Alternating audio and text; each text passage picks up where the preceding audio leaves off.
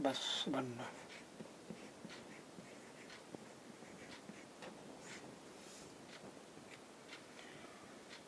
तमिल भक्ति आंदोलन और मंदिर पूजा के बीच जो प्रतिक्रिया हुई वह बसवन्ना और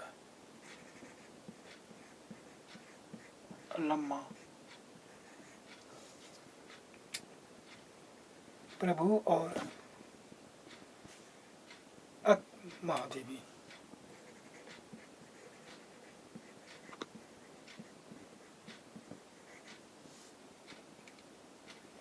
जैसे उसके साथियों द्वारा प्रारंभ किए गए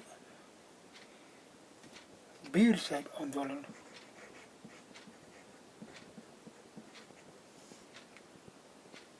में स्पष्टता दिखाई देती है। यह आंदोलन 12वीं शताब्दी के मध्य में कर्नाटक में प्रारंभ हुआ। वीर शैवों ने सभी व्यक्तियों की समानता के पक्ष में और जाति तथा नारी के प्रति व्यवहार के बारे में ब्राह्मणवादी विचारधारा के विरुद्ध अपने प्रबल तर्क प्रस्तुत किए।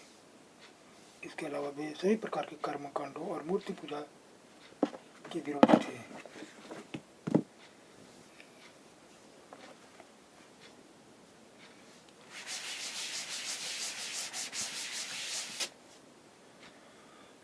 महाराष्ट्र के संत 13वीं से 17वीं शताब्दी तक महाराष्ट्र में अनेक संत हुए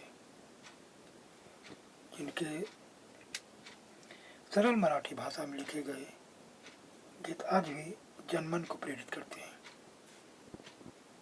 उन संतों में सबसे महत्वपूर्ण थे ज्ञानेश्वर,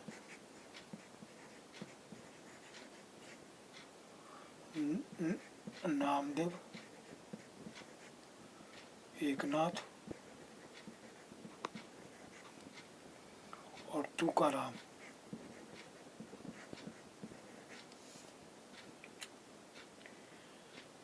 तथा सखूबाई।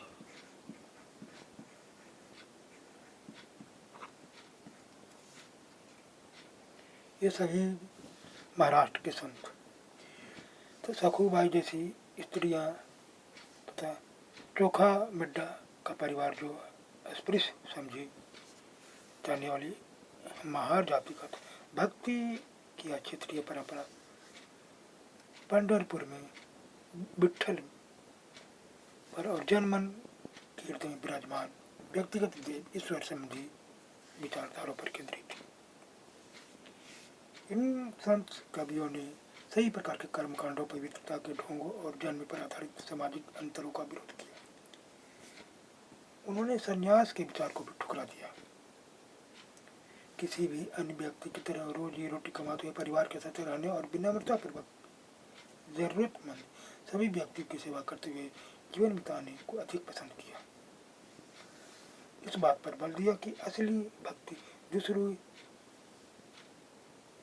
के दुखों को बांट लेना है। इस एक नई मानवतावादी विचार का उदय हुआ।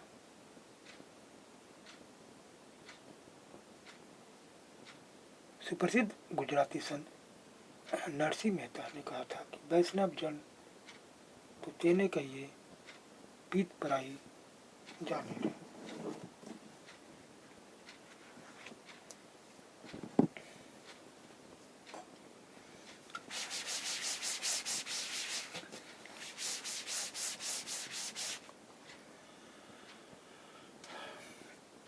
नाथपंथी।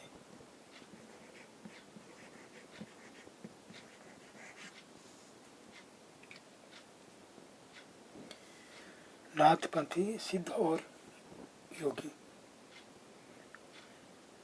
अनेक ऐसे धार्मिक समूह उभरे जिन्होंने साधारण तर्क वितर्क का सहारा लेकर रूढ़िवादी धर्म के कर्मकांडों और अन्य बनावटी पहलुओं तथा समाज व्यवस्था की आलोचना की। उनमें नाथपंथी, सिद्धाचार,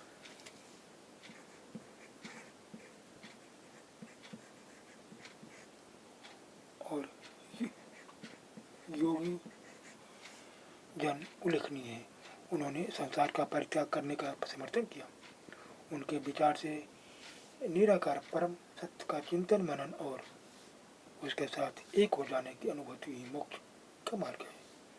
उन्होंने योगासन, प्राणायाम और चिंतन मनन जैसी क्रियाओं के माध्यम से मन और शरीर को कठोर प्रशिक्षण देने की आवश्यकता पर बल दिया। यह समूह खासतौर पर नीची कहे जाने वाली जातियों में बहुत लोकप्रिय हुए। उनके द्वारा की गई रूढ़िवादी धर्म की आलोचना ने भक्ति मार्गीय धर्म के लिए आधार तैयार किया, जो आगे चलकर उत्तरी भारत में लोकप्रिय भक्ति बना।